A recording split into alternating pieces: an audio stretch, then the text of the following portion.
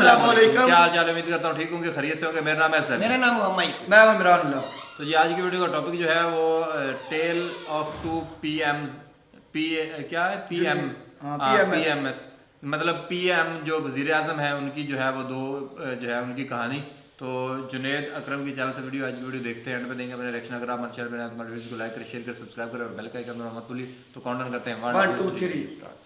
हाँ भाई, क्या हाल है भैया? ये बात है दो मुल्कों की जो एक साथ मार्ज़े वजूद में आए और एक ही साथ आज़ाद हुए, लेकिन उन दोनों मुल्कों के प्राइम मिनिस्टर्स ने कल अपने अपने फेसबुक पे क्या शेयर किया। एक तरफ नरेंद्र मोदी ने शेयर किया, ISRO को कंग्रेचुलेट किया कि वो कमर्शियल 36 सैटेलाइट्स लेके स्पेस में गए। दूसरी तरफ मियां शहबाज शरीफ के फेसबुक पे क्या था, आटे की लाइन का जायजा ले रहे हैं कि आटा सही रेट पे मिल रहा है कि नहीं, और वो भी जो आटा है उसकी रिपोर्ट आई है वो जानवरों को खिलाने वाला होता है जो यहाँ पे इंसान खा रहे हैं। अब ये रातों रात नहीं हुआ है, इसके लिए आपको 40-50 साल पीछे जाना पड़ेगा। मुल्कों ने अपनी अपनी तरजीहात सेट की होती हैं। शायद एक पॉइंट होगा कि इंडिया और पाकिस्तान एक ही पेज पे थे या एक ही दिशा में जा रहे थे, लेकिन वो फास्ट एंड द फ्यूरियस के सीन की तरह गाड़ियां अलग हो गई और हमने डिसाइड किया कि पूरी दुनिया की लड़ाइयां हम अकेले लड़ेंगे और पूरी दुनिया पे हम कब्जा करेंगे। दुनिया कमर्शलाइजेशन की तरफ जा रही है, इंडस्ट्रियलाइजेशन की तरफ जा रही थी। हम जो है फैक्ट्रियां बंद करके जो है बस एक ही फैक्ट्री चलाने की कोशिश कर रहे थे। जिन दो भाइयों की, मुसलमान भाइयों की लड़ाइयां भी हमने जिम्मे ले ली कि हम लड़ लेते हैं, उनकी भी दोस्ती किसी और ने आके करा दी, खल्ली वल्ली, वो भी हमारा नलका बंद हो गया। तो भाई तरजीहात होती हैं तभी मुल्क आगे जाता है। 80s में इंडिया ने समझ लिया था, या उससे पहले से ही मिडिल क्लास पेरेंट्स को उन्होंने एम्पावर किया और मिडिल क्लास ने अपने बच्चे पढ़ाए, पेट काट काट के IIT भेजा। उसका शाखसाना आज आप देखते हैं माइक्रोसॉफ्ट, गूगल, एडोबी, हर जगह इंडियंस जो है अपनी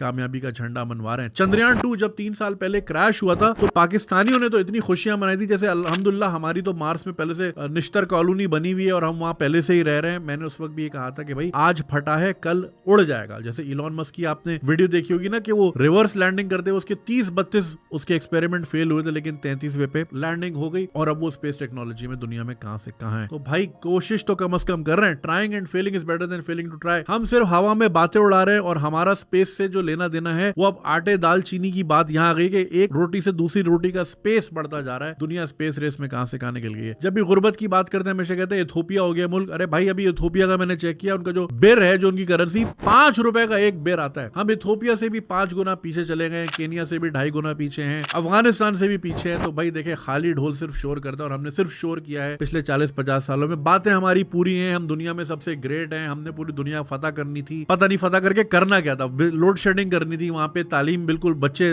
2 करोड़ बच्चे स्कूल से बाहर करने थे, दुनिया फतह करके करना क्या था, ये गेम प्लान कभी आज तक समझाया नहीं हमें। खैर खाली ढोल ज्यादा शोर करता और हमने हमेशा शोर किया। पिछले 50 साल से अगर आप खबरें उठा लें, अखबार उठा लें, आपको वही चीजें नहीं मिलेंगी। ये 1973 का डॉन है जिसमें लिखा है कराची में डकैती और मगिंग बढ़ गई और आज भी हम वहीं के वहीं खड़े हैं। टैक्स एमनेस्टी के भी सुना कि आप कितनी कटिंग्स देखते हैं, वहीं के वहीं खड़े हैं। सियासी अदम इस्तेहकाम है, उस वक्त भी हुकूमतें गिर रही थी, आज भी हुकूमतें गिरी हुई हैं, नजरों से भी गिरी हुई हैं, काम में भी गिरी हुई हैं, परफॉर्मेंस में भी। कोई एक इंडिकेटर ऐसा नहीं है होप का। पहले कम से कम होप वाले गाने तराने बन जाते थे तो उम्मीद रहती थी, अब वो भी नहीं आते। ठीक है ना। फिर लोग मुझे एयरपोर्ट पे पकड़ कहते हैं यार आप मायूसी फैलाते हैं, बच्चों को कहते हैं पाकिस्तान से बाहर चले जाए। अरे पाकिस्तान में रहने का कोई वजह तो बताएं, कोई एक इंडिकेटर दे दे कि भाई ये एजुकेशन की पॉलिसी है। मैं मानता हूं इसको 30 से 40 साल लगेंगे, अगर आज हमने डायरेक्शन सही की 40 साल बाद रिजल्ट आएगा, मगर मुझे वो आज तो दिखाओ कि भाई हमने ये यूनिफाइड पॉलिसी बना ली, इसको कोई नहीं छेड़ेगा, जो हुकूमत आएगी इसको नहीं छेड़ सकती। या इंडस्ट्रियल पॉलिसी ये है, या एनवायरमेंट पॉलिसी ये है, या पॉपुलेशन मैनेजमेंट, कोई तो चीज बता। कोई टीवी चैनल खोल ले, हर जगह एक ही चीज चल रही है, जमान पार्क पहुंचो, इस्लामाबाद निकलो, यही चल रहा है। तीसरी कोई बात ही नहीं है। आम आदमी की जिंदगी बेहतर लाने के लिए कोई बात नहीं हो रही और 1 बिलियन को हम तरस रहे हैं, जबकि हमारे पड़ोसी में ट्रिलियंस की इकोनॉमी है। यानी अगर आपके मोहल्ले में 2 अरबपति लोग रहते हैं और आप रोडपति हैं तो, और आप फिर चौड़े भी पूरे हैं, धमकियां भी आप पूरी लगाते हैं, तो भाई बेहतर ये है कि डंडा साइड में करके बंदा थोड़ा बात कर ले कि थोड़ा यार हमें भी सिखा दें। जिंदा रहेंगे तो मुल्क होगा भाई, इंसान होंगे तो मुल्क होगा भाई। तो इंसानों को रखने के लिए थोड़ा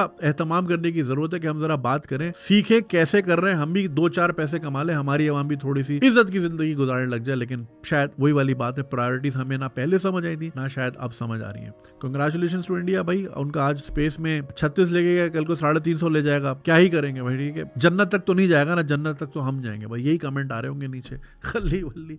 तो अफसोस होता है यार, सैड। दूसरी बात ये कि देखिए हमने इस तरह के कभी कोई ड्रामे भी नहीं बनाए ना जो इंस्पायर करे बच्चों को। आप मुझे बताएं 70 चैनलों में कोई एक साइंस का प्रोग्राम आता है इस मुल्क में? इस मुल्क का साइंस से कोई लेना देना ही नहीं है। कोई बच्चों का प्रोग्राम आता है, कोई क्विज कंपटीशन आता है, कुछ भी ना। ले देखे एक ही आता है, वो भी रात 11 बजे आपका भाई शुरू कर रहा है, उसी में कोई 4 सवाल होते हैं, वरना उसके अलावा कुछ भी नहीं आता। ठीक है, मैं वो देख रहा था, TVF वालों ने पिक्चर्स 2013-14 में बनाया था। वो स्टार्टअप की दुनिया, स्टार्टअप का कल्चर, पिच कैसे होती है, ये कैसे होती है, वो 8-9 साल पहले वो चीज बना चुके। हमने आज तक ये बनाई नहीं क्योंकि हमारे यहाँ कल्चर नहीं। हमारे यहाँ वही ससुर का बहू से चक्कर है, बहू देवर को देख रही है, देवर उसको देख रहा है, बस यही चीजें चल रही है हमारे यहाँ। डायनामिक्स इसी तरह की है, काम की कोई बात नहीं, ना कोई अच्छा शो आता, ना कोई अच्छी कोई इंस्पायरिंग स्टोरी आती है, बस यही मंकी तमाशा लगा हुआ है। और उसी का शाखसाना है कि आज हम लाइनों में खड़े हुए हैं और कल लाइनों में लेटे हुए होंगे भाई, पर यही फ्यूचर है हमारा। खैर अल्लाह हामी और नासिर, लेकिन वही ना, सब चीजें अल्लाह पे भी तो नहीं छोड़नी ना। अल्लाह ने भी बोला है भाई ऊंट तुमने खुद बांधना है, हिफाजत मैं करूंगा, तो हम बांध नहीं रहे, देख रहे मौजूदा हो जाए। पिछले दिनों दोस्त का इत्तेफाक हुआ करीबी मस्जिद में, तो इमाम साहब ने कहा या अल्लाह कोई मौजूदा हो जाए पाकिस्तान में। हम मौजूदों पे बैठे हैं, मौजूदों का वेट कर रहे हैं, मौजूदों से काम नहीं चलता भाई। मौजूदा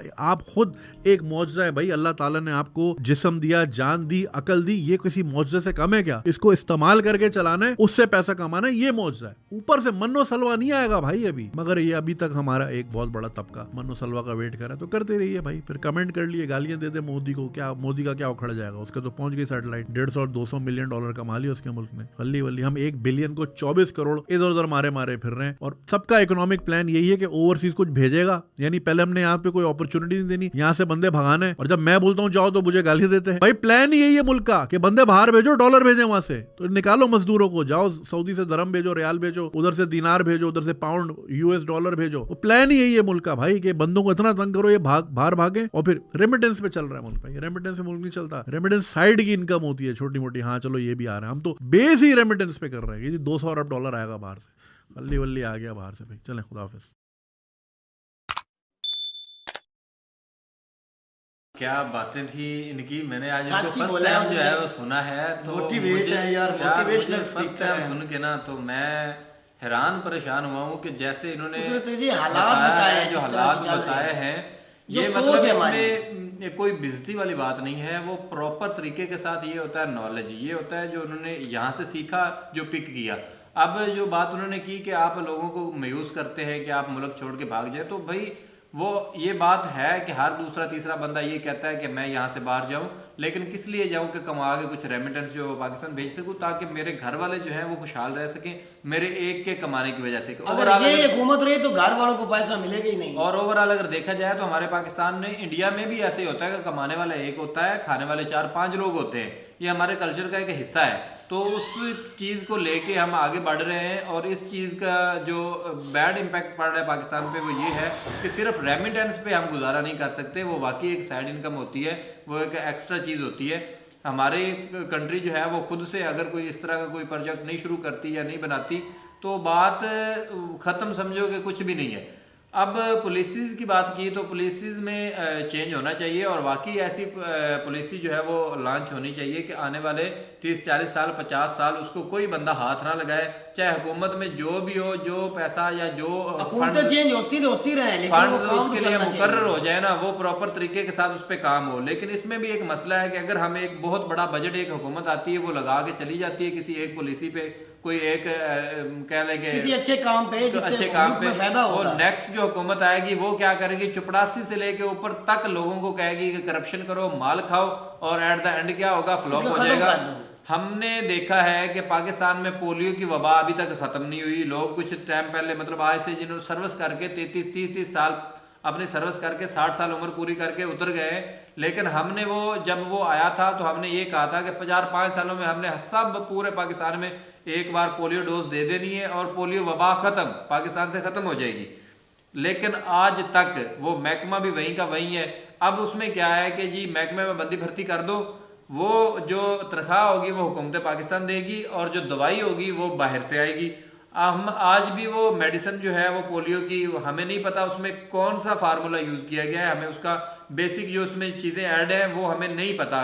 एज अ कमिस्ट अगर बात की जाए तो इमरान सर की बात सुन के तुझे मतलब क्या कोई गुस्सा आ रहा है बात सुन के? सच बोले सर ने जो बातें की है ना यकूब भाई, सारी बातें जो है ना उसमें हमें उसने मोटिवेट किया है। और मजे की बात मैं आप लोगों को बता दूं, असल चीज हम पता है क्यों पीछे रह गए हैं। हम सिर्फ सियासत का रोना, हमें भी नहीं रोना चाहिए। हमें अल्लाह पाक ने शऊर दिया है, उस शऊर का अकल का इस्तेमाल करना चाहिए। मतलब हमारे इंतजार नहीं करना चाहिए। हमें कॉलेजों, स्कूलों में, यूनिवर्सिटियों में जो एजुकेशन दी जाती है उसमें हमें यही सिखाया जाता है कि हमने वो खुद बेचारे मुलाजम होते हैं और हमें वो यही कहते हैं कि आपने मुलाजम बनना है, और हमारी सोच भी यही होती है कि हमने मुलाजम बनना है, मैंने भी प्रोफेसर बन जाना है, लेक्चरर बन और जाना है। हमारे घर वालों की भी यही सोच होती है कि मेरा सरकारी बेटा नौकरी जो है मिल जाए, वो बस सरकारी ठीक है। नौकरी मिल जाएगी तो हमारा गुजारा, हमारी इज्जत हो जाएगी। प्यारे भाई ऐसा कुछ भी नहीं है, अपनी सोच को बदलें, अपने आप को बदलें। जब कोई business तक सोच जो रखे भी हैं कौमें जिनमें भी इनकलाब आया, चाइना की आप बात कर लें तो जिन्होंने भी इनकलाब जिनमें भी आया वो सिर्फ ये उन्होंने सियासत का रोना नहीं रोया, बल्कि उन्होंने अपने आप को चेंज किया है। और बिल गेट्स अपनी का सोच चेंज करके अपने बिल गेट्स नौजवानों का को ले यकूबी एक बहुत मशहूर कोला भी है, मकूल भी है कि if I born poor it is not your mistake, if I die poor it is your mistake. कि गरीब के घर पैदा होना कोई बड़ी गलती नहीं है, लेकिन गरीब होके मर जाना बहुत बड़ी गलती है। हमें अपनी सोच को बदलना चाहिए कि हमारे पेरेंट्स क्या थे, उनके पास क्या था, उस पे नहीं हमें रहना चाहिए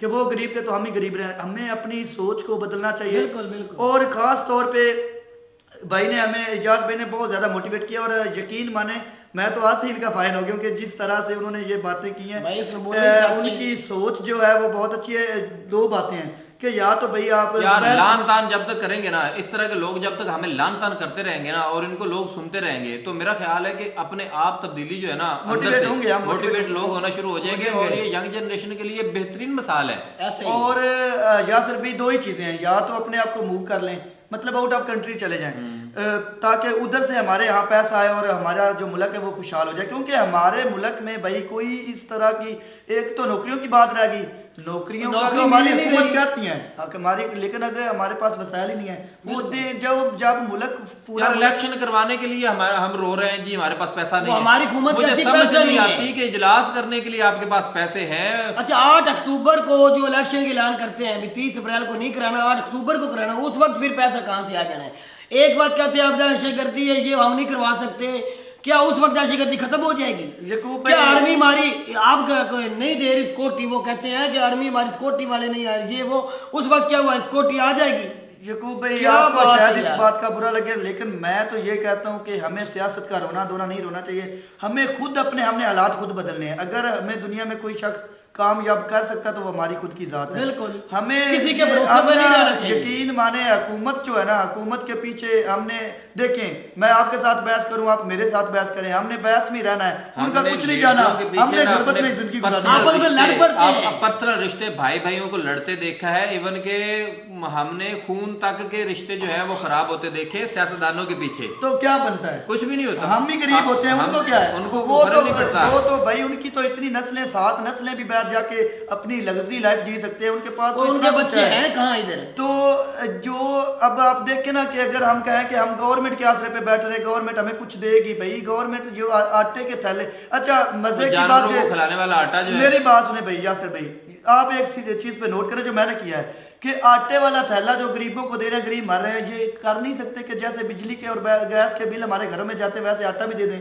ये क्यों गरीब का मजाक उड़ा रहे हैं? बिल्कुल मजाक। और पाकिस्तान को ये आप वो अफगानी की वीडियो में आपने देखा ना, वजह भी तो सोच ना मेरा भाई, वो तो क्या इंडिया के अंदर जो बीजेपी हुकूमत है वो घर घर राशन पहुंचाती है, उनके घर पहुंच जाती है। शहबाज शरीफ का ये ख्याल है कि मैं आटा दे रहा हूँ तो वीडियो आवाम को दिखाने के लिए शहबाज शरीफ खुद जा रहा है उधर। अवाम जो है ना ये मुझे वोट देगी इस समय, भाई ऐसा कुछ भी नहीं होना, ये गलत सोच है। गरीब का मजाक उड़ाया जा रहा है, गरीब वहां पे मर रहे हैं, उनको क्या आटे के एक थैले के पीछे 2-2 3-3 दिन बेचारे घर में आते हो जाते हैं। घर में यार हमारा ना वजीर आजम के अलावा हमारे बिजनेसमैन जो है ना ये भी सिर्फ पैसे खा, इतना तो एक बिजनेसमैन इतना आटा ओरिजिनल वाला दे सकता है जितना ये हुकूमत दे रही है। रोना आता है, हमारा रमजान का महीना है, इतना मुबारक महीना, इसमें हमें हर चीज सस्ती करनी चाहिए। और मैं हैरान था कि इंडिया जो है वो क्या लॉन्च कर रहा है यार, क्या टेक्नोलॉजी वहां पहुंचा दी फेसबुक पेज पे, और पाकिस्तानी प्राइम मिनिस्टर क्या, इनको शर्म भी नहीं आती है? हैरानी की बात है भाई, शर्म क्या नहीं है, शर्म क्या नहीं है? उसने तो खुद कह दिया है कि हम भिखारी, हम भीख में, और उसने ये दिखावा किया है, उसने ये लाइनें दिखाई कि मैं इतना आटा डिवाइड करूं, मैं बहुत अच्छा वजीर आजम हूं। भाई क्या हो गया है, क्या हो गया? कोई होश के नाखन ले। तो भाई आप मान लेना वो अच्छा वजीर आजम है, क्या यार मानना है, हमने क्या मानना है? मैं तो यही कहता हूँ कि भाई हमें खुद अपनी सोच बदलनी पड़ेगी। मजे की बात ये है कि अभी भी लोग इनको वोट देते हैं यार, मैं तो हैरान परेशान हूं। कल मैं रिक्शे पे आ रहा था, शऊर अभी नहीं ना जो आज भी इनको सपोर्ट करेंगे वो जाहिर अभी भी है। कल मैं रिक्शे पे आ रहा था तो वो मैं तो उनको जाहिल ही मानूंगा जो नवाज शरीफ वो तीर और शेर के ऊपर यार सुने बात, वो ना मरीम नवाज की तारीफें किए जा रहा है, वो जी वो मरीम नवाज ऐसे, मरीम नवाज वैसे। मैं बैठा सुन रहा था, अब जब तक वो मतलब पूरा स्टाफ नहीं ना गुजरा तब तक उस बंदे ने जी जो मरियम नवाज है ना वो तो बात ही किसी में नहीं है। अब पता नहीं वो मरियम नवाज का ठरकी था या कि तो भाई ठरकी है और क्या है या वो इतनी बड़ी उम्र के अंदर भी देख ले आज भी वो खूबसूरत है। अल्लाह माफ करे। सर्जरी करवाने जाती है लंदन, बंदा उसका पाकिस्तान के पैसे पे वो लंदन सर्जरी करवाने जाती है। बाप जो चला जाता लंदन 6 महीने के लिए 6 हफ्ते के लिए गया था, आप तो 4 साल से ऊपर। यार सर भाई एक चीज ज़हन में रख ले, मैं आप इस वीडियो में बता रहा हूँ कि चाइना में जब इनकलाब आया था ना हमारे से 2 साल बाद में वो आजाद हुआ है। बिल्कुल ऐसे ही है। 1957 में हुआ यार मेरे ख्याल से 1949 में तो 1949 है तरीक में तो ये हाँ मुझे लगा शायद 57 नहीं 2 साल बाद आजाद हुआ। आज देख लो कि वो सुपर पावर बन रहा है, मतलब वो अमेरिका के मुकाबले में जा रहा है। इंडिया और चाइना की दौड़ है आपस में। अब देखो इंडिया कहता है कि हमने बनना है, चाइना कहता है हमने बता ले। ये तो एक यार इंडिया ने वो बताया वीडियो में कि 80 से जो है ना अपने गोल सेट कर लिए थे। इंडिया ने पहले सीख लिया था कि हमने क्या करना है, हमने भी तो सेट कर लिया था। सारी दुनिया से पैसा मांग मांग के बाहर ले जाना है पाकिस्तान की आवाम और पाकिस्तान के नाम पे। वो कहते हैं कि हम इन्होंने ये टारगेट सेट किया हुआ है। हम मजहब के ठेकेदार बन गए थे और हमने पैसे लेने शुरू कर दिए थे और उसका नतीजा आज देख लें।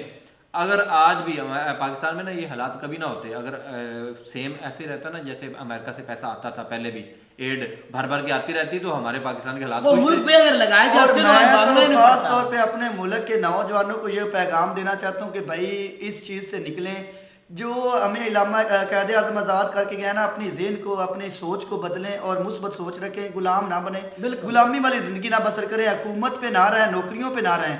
कोई ऐसा काम प्रैक्टिकल फील्ड में आए, आईटी के लिहाज से कुछ आगे आए और अपने बोते पे खड़ा हो अभी भी, ताकि हुकूमत वाले आप अप्रिशिएट करें। जिस तरह इंडिया के अंदर छोटे छोटे नौजवान है 100 करोड़ के मालिक इमरान है। अगर आप लोग मैट्रिक पे वो एक लड़का पढ़ रहा है तो अभी से वो 100 करोड़ का मालिक है। मैं गोलगप्पे वाली एक लड़की देख रहा था, वो अभी इंटर में गई है तो वो कह रही थी कि मैं लाखों की मालिक हूँ। यार चाइना के बच्चे जो है ना वो हम क्या कह रहे हैं, चाइना के बच्चे वो स्कूल में जाते हैं, प्रेप में नर्सरी में वो पढ़ते हैं और साथ में वो उनके एक हाथ में कार्टन होता है, एक हाथ में उनमें वो लकड़ी की जो तिल्ली बनी माचिस की होती है तिल्ली वो होती है। वो दोनों में जो हम अपने कानों में इस्तेमाल करते हैं ना वो इम्पोर्ट हमारे मुल्क में वो बना रहे भाई ये वो बना रहे होते हैं। इमरान भाई जब तक तेरे मेरे जैसे नौजवान जो बैठे हमारी सोच खुद हम चेंज करेंगे तो सभी करेंगे। हम देखते रहते हैं वो आएगा तो ठीक करेगा, वो आएगा तो ये देखते देखते 75 साल हो गए। हालात खुद बदलने पड़ेंगे और हमें अपनी सोच अपनी तकदीर खुद बदलनी पड़ेगी। बिल्कुल ऐसे ही है। तो ये कमेंट सेक्शन बताइएगा आपको वीडियो कैसी लगी। तो मिलेंगे नेक्स्ट वीडियो के साथ, तब तक के लिए हमें दीजिए इजाजत। अल्लाह हाफ़िज़।